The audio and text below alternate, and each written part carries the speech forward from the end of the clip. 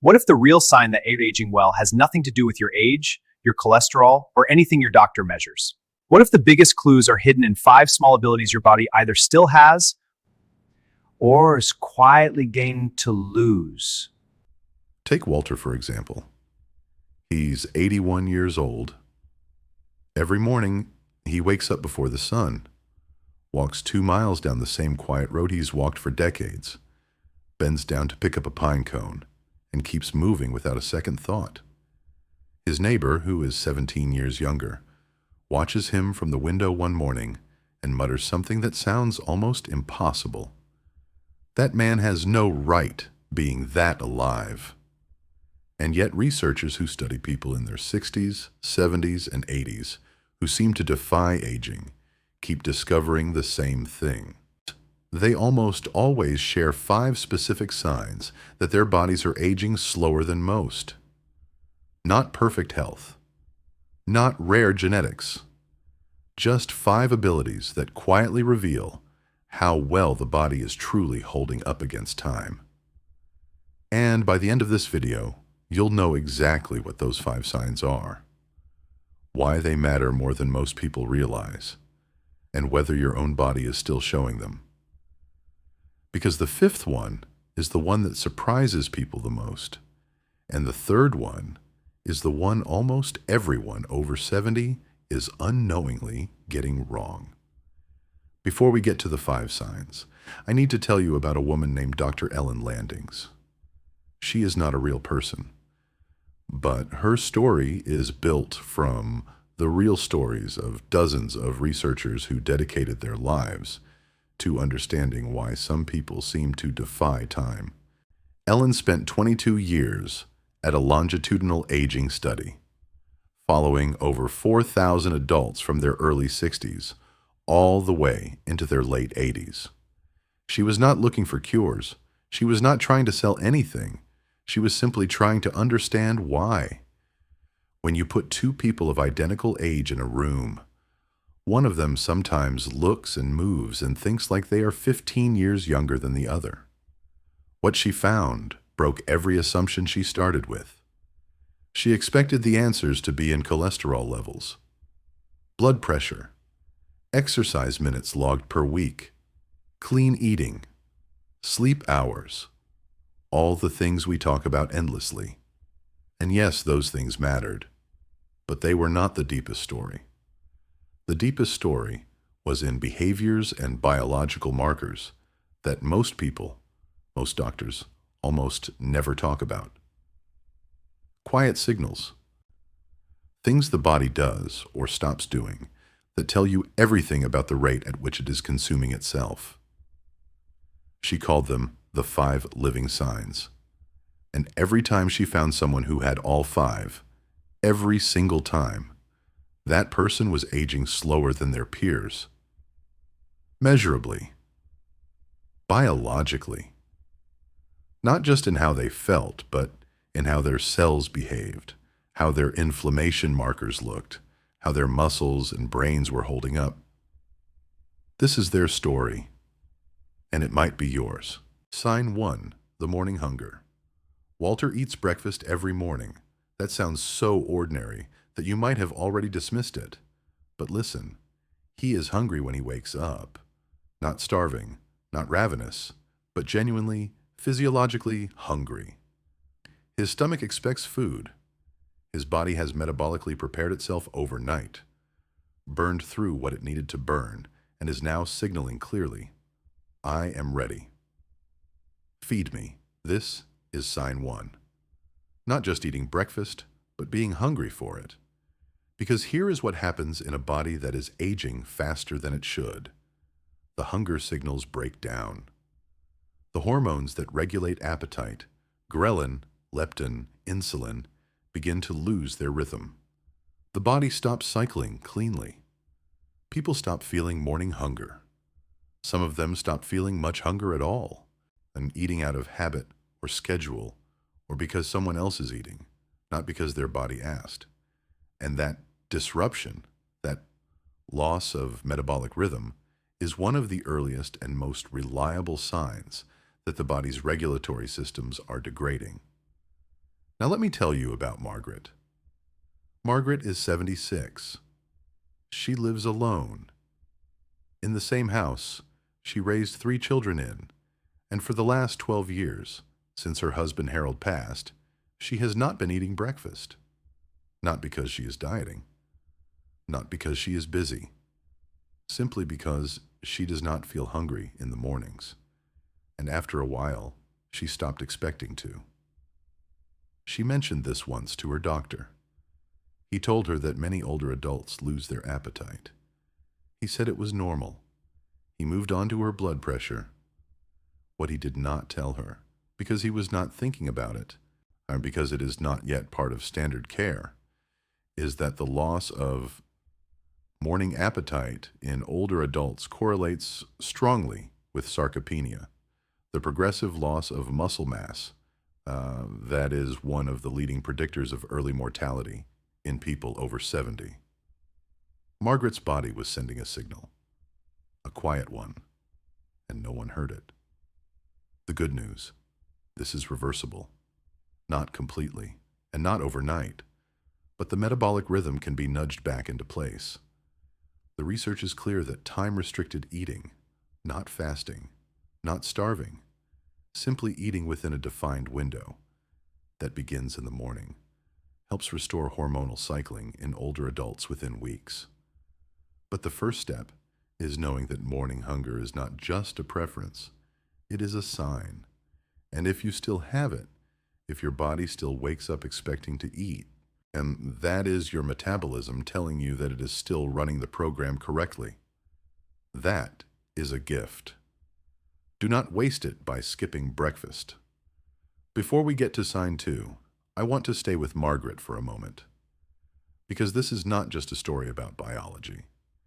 It is a story about what happens to people when the circumstances of their lives quietly begin to dismantle the behaviors that keep them alive.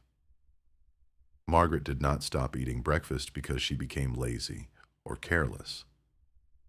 She stopped because breakfast, for 41 years, had been a shared event. Harold would make the coffee. She would make the eggs. They would sit across from each other at a table by the window that looks out onto a maple tree that Harold planted when their first child was born. After Harold died, she still made the coffee. She could not stop that. The smell of it felt like his presence in some small way. But the eggs, sitting across from an empty chair, at a table that was now too large, beside a window that faced a tree she could hardly look at, that she could not do. And so, she stopped. And her body, slowly and quietly, began to lose the rhythm it had kept for 7 decades. This is the part of the aging conversation that science struggles to capture. The numbers can tell us what is happening inside the body. They cannot always tell us why. They cannot tell us about the empty chairs, the missing voices, the grief that people carry so quietly for so long that they forget it is grief at all and just call it getting older. Margaret's body was not betraying her. It was grieving with her. And when a neighbor, a younger woman named Diane, who had recently retired and moved in next door, started dropping by on weekday mornings, ostensibly to borrow things, just to check in, and eventually started staying for coffee, and sometimes eggs, Margaret's appetite slowly came back. Not completely. Not all at once. But it came back. The maple tree is still hard to look at, but she looks at it. Now, sign 2, the recovery bounce. There is a test that exercise physiologists use with older adults. It is devastatingly simple. They ask the person to walk at a brisk pace for 6 minutes. Then they stop. Then they measure the heart rate. And then, this is the key, they measure how long it takes for the heart rate to come back down. They call it heart rate recovery. And in people who are aging well, it is fast. 2 minutes after stopping exercise, their heart rate has dropped by at least 20 beats per minute. Some of the truly well-aged adults drop it by 30 or 40. In people who are aging faster, the heart rate lingers.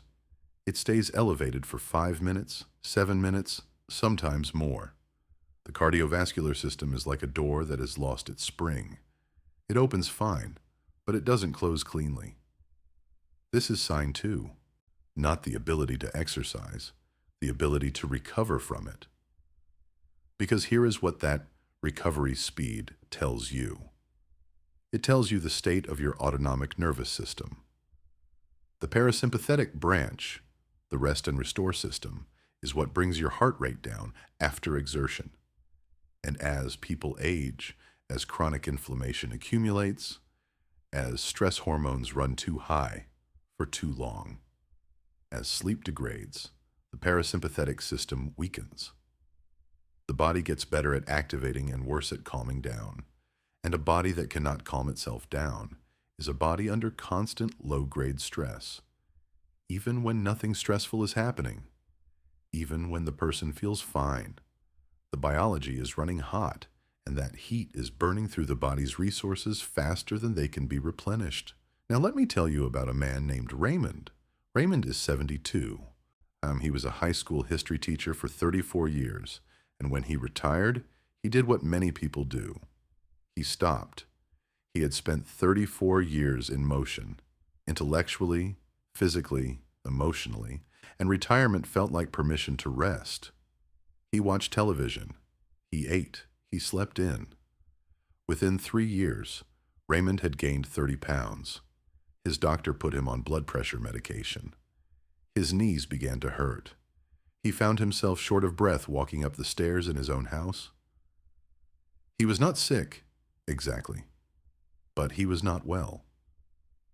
His daughter, who is a physical therapist, came to visit him one spring and watched him climb those stairs. She did not say anything at the time, but that evening she said quietly, "Dad, I want to show you something." She showed him a simple test. Walk to the end of the driveway and back. Moderate pace. And come back inside and check the pulse. Raymond's heart rate took 9 minutes to return to baseline. 9 minutes. His daughter did not alarm him. She did not lecture him. She simply said, "Let's work on this." Over the next 18 months, Raymond began walking. 30 minutes a day most days, not fast, not intensely, just consistently. He added some resistance band work because his daughter said the muscle mattered as much as the cardio. He started sleeping at the same time every night because she explained that the nervous system recovers during sleep in ways nothing else replicate. At his most recent check, 18 months later, his heart rate recovery had dropped to 2 minutes and 40 seconds. His doctor took him off one of his blood pressure medications. Raymond now walks every morning. He sometimes stops to talk to neighbors, and last month he started a book club with 3 men from his old school. He told his daughter, "I don't know if I'm adding years, but I'm adding something." His daughter said, "You're adding life to the years, Dad." He did not say anything, but he remembered it. What recovery really means. I want to sit with sign 2 for a moment longer, because it contains something that the clinical description does not fully capture. Recovery, the ability to absorb a stress and return to calm, is not just a cardiovascular phenomenon. It is a life skill. And in the people who age slowest, it operates not just in the body after exercise, but across every dimension of experience. They recover from bad news. Not perfectly, not without pain, but they recover. They sleep off an argument. They come back from a hard week. They lose someone they love, and then they grieve fully, and they are changed by the loss. But they are not destroyed by it. They return, eventually, to a kind of equilibrium. This is not stoicism. It is not the absence of feeling. It is something more biologically fundamental, a nervous system that has preserved its elasticity, a body and a mind that have not lost the ability to return to baseline. The research on post-traumatic growth, the phenomenon where people who survive major adversity sometimes emerge with greater psychological resilience than before, suggests something remarkable, that the act of recovering, of returning from difficulty, strengthens the systems that enable recovery, like a muscle that grows under load. The people who age slowest are often not the people who have had the easiest lives, and they are frequently people who have faced significant adversity, loss, illness, financial hardship, grief, and who, for reasons both biological and biographical, have found ways to return from it. Recovery is not passive. It is one of the most active things a human being can do. Sign 3. The one almost. Everyone gets wrong. Here is where most people over 70 make a critical mistake. And it is not their fault. The advice they were given for decades was wrong. For years, the message was, cardio is the key to healthy aging. Walk more. Get your heart rate up. 30 minutes a day. That is the ticket. And cardio matters. Absolutely. Raymond's story shows that. But sign 3 is not about cardio. Sign 3 is about muscle. Specifically, the ability to stand up from a chair without using your hands. Try it right now if you are able. Sit in a chair, cross your arms over your chest, and stand up without pushing off with your hands. If you can do it easily, if it feels almost effortless, that is sign 3. That is one of the most powerful predictors of healthy aging in every study that has looked for it. If it is hard, if you are leaning forward and straining, if you cannot do it at all, that is not about willpower or attitude. It is about the state of your type 2 muscle fibers, the fast twitch muscle tissue that begins disappearing in your 40s and accelerates its loss in your 60s and 70s if you do nothing to stop it. And cardio, as wonderful as it is, does almost nothing to preserve type 2 muscle fibers. The research from the past 2 decades has been clear and consistent. Resistance training, lifting things, pushing things, pulling things, loading the muscles against resistance, is the single most effective intervention for slowing the loss of lean muscle mass in older adults. More effective than any supplement. More effective than any diet. More effective than walking. Now, this is the piece of the puzzle that decades of public health messaging buried under the "just walk more" message. And older adults paid for that advice with their muscle. Now let me tell you about Evelyn. Evelyn is 78. She has walked every day for 40 years. Rain, snow, heat, she walks. She is proud of this. Her cardiovascular health is genuinely remarkable. Her resting heart rate is 58. Her doctor loves her charts. But 2 years ago, Evelyn fell. She was reaching for something on a high shelf in her kitchen, and she lost her balance, and she went down hard on her right hip. She lay on the kitchen floor for 4 hours before her son arrived. The hip was not broken. She was extraordinarily lucky. But the fall shook her. It made her afraid of her own home in a way she had never expected. What Evelyn did not know, what no one had ever told her, was that balance and fall prevention are primarily functions of leg strength, hip strength, and core strength, of muscle. And while she had been faithfully walking, she had been quietly losing muscle for 15 years because no one ever told her that walking alone was not enough to maintain it. Her son took her to see a physical therapist named Marcus, who assessed her strength and told her kindly but directly that her leg strength was significantly below what it should be for her age, that her fall had not been bad luck. It had been predictable. Marcus began working with Evelyn 3 times a week. Chair stands, wall sits, light resistance bands, step-ups onto a 4-inch platform. Nothing dramatic, nothing painful, everything deliberates. Within 6 months, Evelyn could stand from a chair without her hands, easily and immediately. She has not fallen since.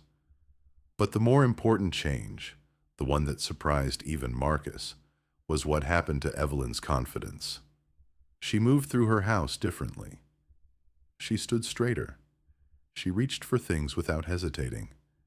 She started climbing stairs again, which she had been quietly avoiding for 2 years. She told Marcus one afternoon, "I didn't realize how afraid I'd become. I thought I was just being careful. But I was afraid." Marcus said, "A lot of people are afraid, and they think it's just getting older. Sometimes it is. Sometimes it's just muscles. And sometimes we can get the muscles back." Evelyn laughed.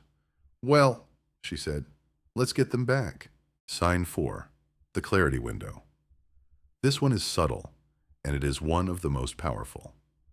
Sign 4 is the presence of what researchers call a clarity window, a reliable period, usually in the morning or early afternoon, when the mind is sharp, focused, and capable of sustained attention. A time when thinking feels easy, when the brain is running on all cylinders. Most people over 60 recognize this experience. And most people over 60 have also noticed that this window can shrink as the years go by, that it becomes shorter or less reliable, or that it disappears entirely, replaced by a persistent low-grade fog that used to only come in the evenings. The presence of a reliable clarity window, a consistent period each day when the brain functions at a high level, is one of the clearest behavioral markers of preserved cognitive health, and the biology behind it is now well understood. The brain has a cleaning system. It is called the glymphatic system, and it operates primarily during deep sleep, flushing metabolic waste, including the proteins associated with Alzheimer's and other dementias, out of the brain tissue. When sleep is deep and consistent, this cleaning happens efficiently. When sleep is disrupted, shallow, or shortened, the cleaning is incomplete. The waste accumulates, and the brain, carrying that metabolic burden, runs slower. A reliable clarity window means the glymphatic system did its job last night. The brain was cleaned, and it is showing you. The absence of that window, the persistent fog, is the brain telling you that it is carrying too much weight, that something about the sleep, the inflammation, the blood sugar, the hydration, or the stress needs to change. Now let me tell you about a man named George. George is 83. He was an engineer for 40 years. He retired at 68 and immediately set to work doing what he had always done, solving problems. He built a greenhouse in his backyard. He volunteered to teach basic mathematics at a community center for adults who had not finished school. He worked on a memoir he fully expected no one to read because the writing itself was the point. Every morning, from about 8 until noon, George is formidably sharp. He reads, he writes, he does math problems for pleasure. He argues with himself about things he read the day before. By early evening, he slows. By 9 o'clock, he is done. He has never been a night person. He has never apologized for this. He sleeps at 10, sometimes 9:30, and wakes at 6. And the cycle repeats, and the window opens, and the work continues. His wife, Alma, who is 81 and is a night person by nature, and has been in a gentle war with George about this for 55 years, says that she knows he is actually old because he falls asleep before the 10 o'clock news. George says that falling asleep before the 10 o'clock news is the wisest thing he has ever done. The research agrees with George. The circadian alignment of sleep, going to bed and waking at consistent times, sleeping in phase with natural darkness and light, is the single most powerful protector of glymphatic function. Not sleep duration alone, not sleep quality alone. The timing and consistency of the cycle. George has, somewhat accidentally, been maintaining near-perfect circadian alignment for decades, and his brain at 83 shows it. He is not perfect. He forgets names sometimes. He occasionally loses the thread of a conversation, but the clarity window is still there. Every morning. Reliable as sunrise. His doctor tested his cognitive function last year and told him his scores were in the range of a healthy 65-year-old. George said, "I'm not sure how to feel about that." Then he said, "Actually, I feel great about that." Alma's secret. Alma has a harder story. She is 81, and she is not like George. Her clarity window is thinner now than it used to be. She sleeps later and wakes later, and there are mornings when the fog does not clear until midday, and sometimes it does not clear completely at all. She has not told George how frightened this makes her, because Alma watched her mother disappear. Her mother lived to 91, but she was gone at 79, and not gone in body. Her heart kept going for 12 more years, kept beating in a body that sat in a chair and looked out a window and did not know who the people were who came to visit. Alma sat beside her mother at the end and held her hand and watched her breathe and thought, this is the cruelest thing. Not death. This. And now, in her own mind's occasional fog, Alma hears an echo of that fear. A voice that says, "Is this how it starts?" She has not said this to George. She does not want to frighten him. She does not want to become a burden to him. She does not want to be the problem that shadows what is otherwise, by any measure, a wonderful life. But the fear is there. And here is what is true about Alma, and what the research would tell her if she knew to look for it. Her fog is almost certainly not what she fears.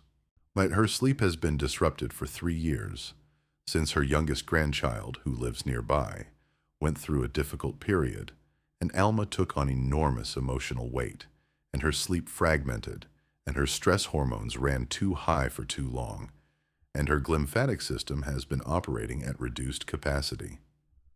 This is reversible, not automatically and not immediately, but it is reversible. Alma's mind is not leaving her. It is tired. It is carrying weight it was not designed to carry alone. What Alma needs, what she cannot yet bring herself to ask for, is help, not medical intervention. Just help. Someone to share the weight with. Someone to say, you do not have to carry this by yourself. She will get there. She is 81, and she has survived things that would have broken other people. And the capacity to carry weight has never been Alma's problem. The capacity to put it down, that is the thing she is still learning. She is still learning it at 81, which means it is not too late. Sign 5, the one that surprises people.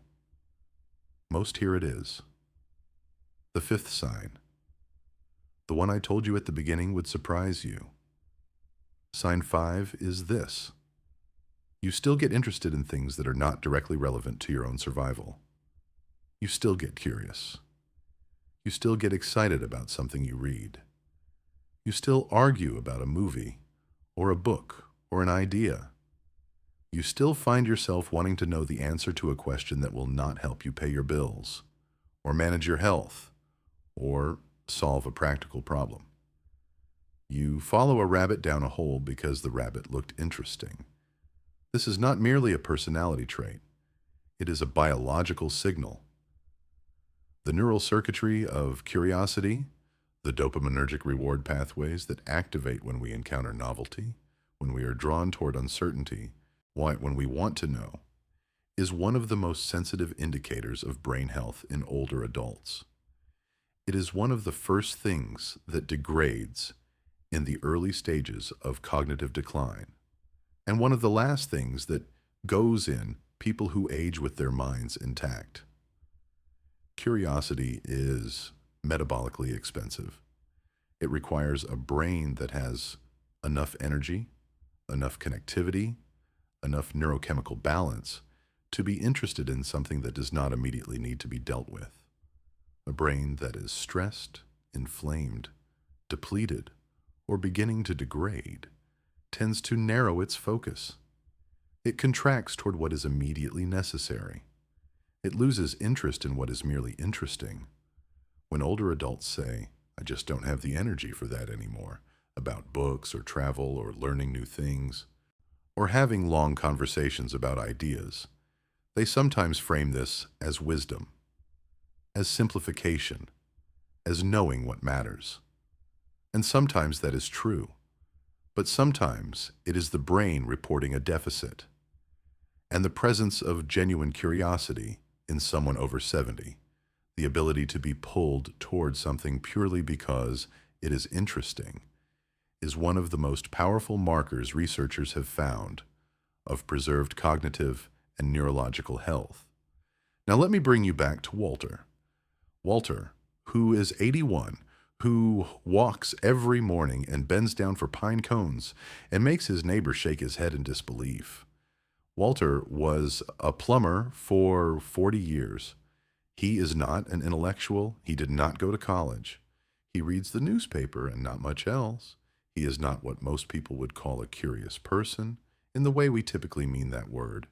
But Walter has a rain gauge in his backyard that he has checked every morning for 31 years and recorded the number in a notebook that he keeps on the kitchen shelf beside the coffee maker. He has no idea why he does this. He started doing it because he was curious about whether the weather reports were accurate, and then he just kept doing it. He now has 31 years of daily rainfall data for his specific backyard, which is precisely and utterly useless information that he looks at with great pleasure. He has also, over those 31 years, noticed patterns, subtle trends, the way certain spring weather sequences predict a dry summer, the way the first frost is coming earlier than it used to, on average, by about 12 days compared to when he started. He noticed this before anyone told him about climate change. He noticed it because he was paying attention every day to something that did not need him to pay attention to it. Last year, a meteorologist at the local university heard about Walter's notebooks through a neighbor. She drove out to see him. She sat at his kitchen table and went through the notebooks and got very quiet in a way that Walter recognized as the way people get quiet when they are genuinely impressed. She asked if she could make copies. Walter said yes, obviously. What would he do with them himself? She said, "Mr. Walter, this is 31 years of microclimate data that does not exist anywhere else. This is genuinely, scientifically valuable." Walter thought about this for a few days. Then he got a new notebook and wrote the date on the first page. He checked the rain gauge the next morning, as he always did. Then he wrote the number down. He was interested in what the next 31 years would show. He is 81 years old, and he is interested in the next 31 years. That is sign 5. That is the most extraordinary thing a body can do. What all 5 signs have in common. Let me step back and tell you what connects these 5 signs, because they are not random. Morning hunger means the metabolic and hormonal systems are cycling properly. Recovery capacity means the nervous system has preserved its ability to return to calm. Muscle strength, standing without hands, means the body's structural and locomotor systems are functioning. The clarity window means the brain is being cleaned and rested and running efficiently. And curiosity means the neural reward systems are alive and reaching outward. Every single one of these signs is about a system that cycles, activates and returns, expends and recovers, reaches out and comes back. The body that ages slowly is not the body that does less. It is the body that cycles better. It activates fully and recovers fully, repeatedly, with rhythm and consistency. It is a system that is still oscillating, still breathing in and out, still completing its loops. The body that ages faster is one where the loops have started to break down, where activation happens but recovery does not, where the system gets stuck in inflammation, in stress, in a nervous system that is always slightly too alert, in a brain that is always slightly too burdened. Health in later life is not about the presence or absence of problems. It is about the preservation of rhythm, the maintenance of cycles.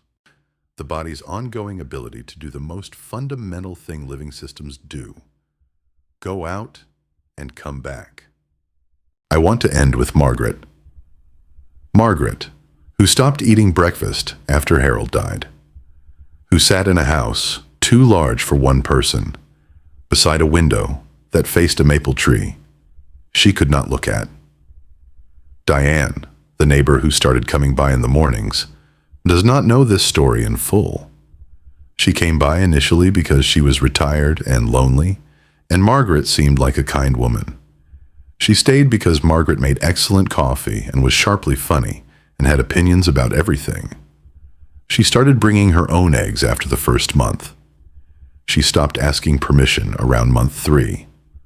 One morning, Margaret came downstairs, and Diane was already in the kitchen making eggs, and Margaret said, "You know Harold used to make the coffee." Diane said, "I know, you told me." Margaret said, "He made terrible coffee."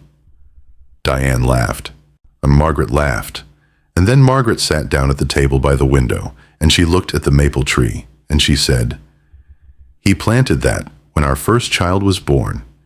He had no idea what he was doing. The man could not keep a houseplant alive, but that tree grew."